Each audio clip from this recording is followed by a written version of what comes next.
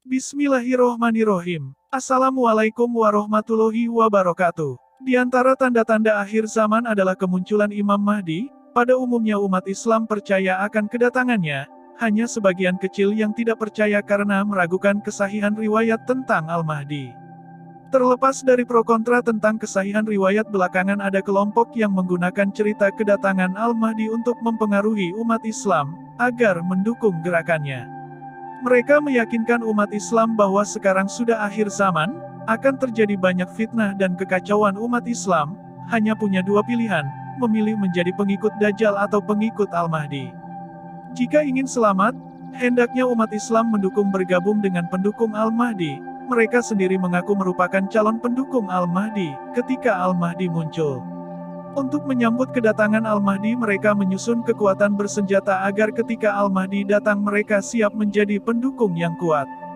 Mereka juga mengajak umat Islam pindah ke negara-negara yang mereka kuasai, seperti sebagian Suriah, dengan alasan hijrah ke negara Islam. Menurut mereka hanya di sana keselamatan pada akhir zaman, di sana Al-Mahdi akan turun memimpin dunia. Lalu seperti apa sebenarnya cerita tentang Al-Mahdi? Keterangan datangnya Imam Mahdi bersumber dari hadis-hadis Nabi Muhammad SAW. Di antara ahli hadits yang meriwayatkan hadits tentang Al-Mahdi adalah Abu Daud at-Tirmidzi, Ibnu Majah al-Hakim, Al-Tabrani, dan Abu Ya'la. Sangat hadis mereka sampai pada sejumlah sahabat seperti Ali bin Abi Thalib, Ibnu Abbas, Ibnu Umar, Tolhah, Abdullah bin Mas'ud, Abu Hurairah, Abu Said al-Khudri, Habibah, Ummu Salamah, Sauban, Qurrah bin Iyas, Ali Akil Ali, Abdullah bin Haris bin Jati. Sangat yang menghubungkan antara ahli hadits dengan para sahabat beraneka macam kualitasnya, ada yang sahih, hasan, dan ada pula yang gaib. Aunul Ma'bud Syarah Sunan Abu Daud Jilid 9 halaman 243 menyatakan bahwa ada banyak sekali riwayat tentang Al-Mahdi. Kebanyakan berstatus daiful. Fatal Ahwadzi Syarah Sunan Al-Tirmidzi Jilid 6 halaman 421.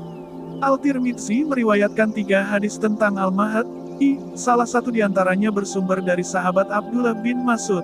Dari Abdullah bin Mas'ud yang mengatakan bahwa Rasulullah Shallallahu Alaihi Wasallam bersabda, "Tidak kiamat dunia ini sampai seorang laki-laki dari ahli baitku menguasai bangsa Arab, namanya sesuai dengan namaku." Hadits riwayat Al-Tirmidzi.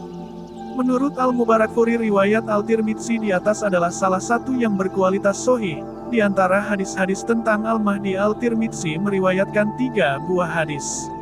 Abu Daud meriwayatkan 11 hadis, Ibnu Majah meriwayatkan 7 buah hadis. Dari riwayat Al-Tirmidzi dapat dipahami beberapa ciri Al-Mahdi. Pertama, berasal keturunan keluarga Nabi Muhammad SAW. Kedua, dia akan menguasai bangsa Arab atau seluruh dunia Islam. Menurut sebagian penafsiran, ketiga namanya sesuai dengan namanya Nabi SAW. Muhammad bin Abdullah Azam Abadi menyatakan bahwa munculnya Al-Mahdi di akhir zaman merupakan keyakinan umat Islam. Selama berabad-abad, ciri-cirinya diantaranya: 1. Ia berasal dari ahli bait. 2. Kedatangannya akan menguatkan agama Islam. 3. Meratakan keadilan. 4. Diikuti umat Islam. 5. Menguasai negeri-negeri Islam. 6. Bernama Al-Mahdi. 7. Kemunculannya diikuti kemunculan Dajjal. 8. Lalu kemunculan Nabi Isa. 9. Dan Isa menjadi makmum mati dalam salat.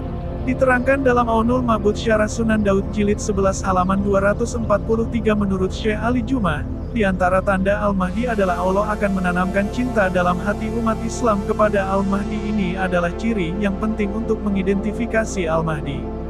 Karena telah banyak kelompok yang mengaku sebagai gerakan Al-Mahdi, mereka meyakini pemimpinnya adalah Al-Mahdi.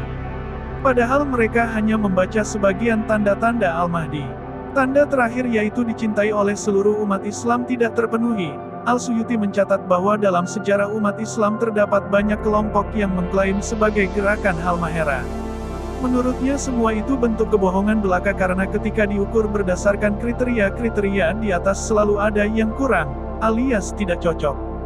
Kelompok-kelompok tukang klaim tersebut mempermainkan dalil-dalil agama seperti anak-anak memainkan mainannya. Mereka berusaha mencocokkan ciri-ciri pemimpin serta kelompoknya dengan Al-Mahdi dan pendukungnya. Ciri tukang klaim tersebut, kata Al-Suyuti, adalah mereka membuat standar mana sendiri bahwa umat Islam yang mendukungnya sebagai mukmin dan yang menolak bergabung bersama mereka disebut kafir. Ciri lainnya, mereka berani membunuhi para ulama. Al-Suyuti Syarah Sunan Ibnu Majah jilid 1 halaman 300. Lalu bagaimana sikap kita terhadap isu Al-Mahdi? Para ahli hadits menyepakati adanya hadis-hadis tentang Al-Mahdi, sebagian diantaranya sahih, hasan, dhaif, dan ada pula yang maudhu. Sekalipun kedatangan Al-Mahdi dapat diterima berdasarkan hadis-hadis Rasulullah SAW, kita tidak dapat memastikan kapan Al-Mahdi akan muncul. Menyikapi fenomena penggunaan hadis-hadis Nabi Muhammad SAW dan khususnya berita tentang Al-Mahdi untuk mendukung perjuangan kelompok tertentu, kita hendaknya berhati-hati agar tidak terjatuh dalam pusaran fitnah, konflik, dan pertumpahan darah. Rasulullah SAW mewasiatkan ketika menghadapi masa-masa fitnah umat Islam hendaknya menjaga diri agar tidak terlibat di dalamnya. Semua ini hanya Allah dan Rasul-Nya yang tahu. Semoga cerita kali ini bermanfaat, lebih dan kurangnya mohon dimaafkan. Jangan lupa untuk like, komen, dan subscribe channel kami. Sampai jumpa di video berikutnya. Terima kasih. Wassalamualaikum warahmatullahi wabarakatuh.